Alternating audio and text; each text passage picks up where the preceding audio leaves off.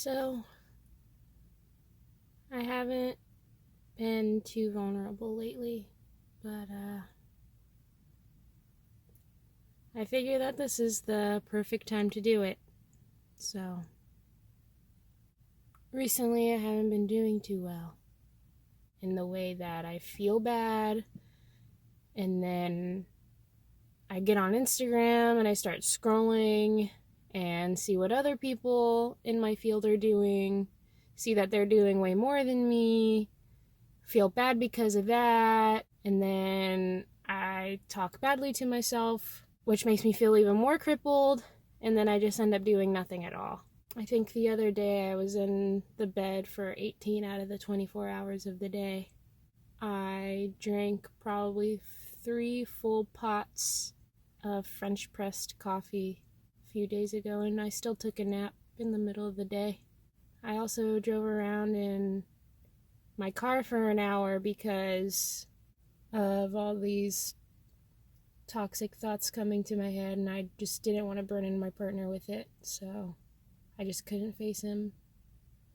So I just kind of drove around for an hour, hoping that I would feel better, but inevitably when I got back home, I just crawled back into bed anyway. I haven't been keeping up with my responsibilities as an artist. People have been reaching out to me with plenty of opportunities, potential opportunities, nothing set in stone, but I just ignore them because I figure it's not worth it, and that it's pointless, and that there are people out there doing far better work than I will ever do, far more important work than I will ever do, and instead of doing anything about it, I just lay in bed. I've never been good at making content online. I wish I was, because that's what I need to be doing right now to stay afloat, but it's just so easy to isolate myself. And I don't want to post anything online because I figure nobody needs another post about all this on their feed and how much I'm going through, even though I'm very privileged in the fact that I have a roof over my head, and I will continue to have a roof over my head, and I can social distance for now at least, and I do have food, I can go to the grocery store, but I do worry about my parents. My mom still goes to work Monday through Friday to feed children in my home county, even though she's one of the most vulnerable people to this whole thing. She has COPD, she has asthma, she has diabetes, and all those are pre-existing conditions that could kill her if she got this. And yet she still goes to work every single day to make sure kids who don't have food get food. And she works so hard. Meanwhile, I'm just sad in a bed all day.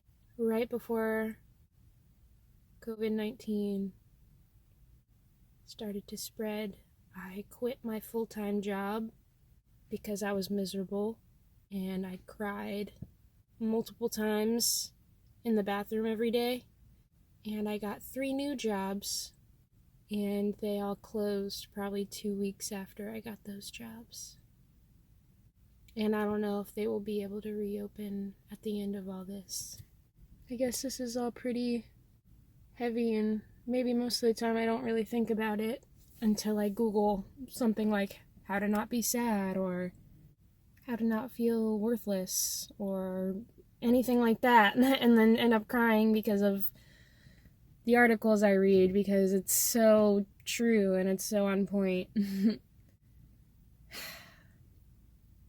And everybody keeps saying, when this is all over, when this is all over, but this is gonna impact us for the rest of our lives. It's not gonna be like over. I don't think it's gonna be ever over.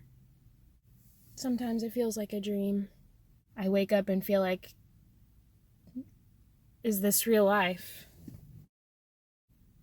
But given all that, I've started taking my meds again, so at least there's that.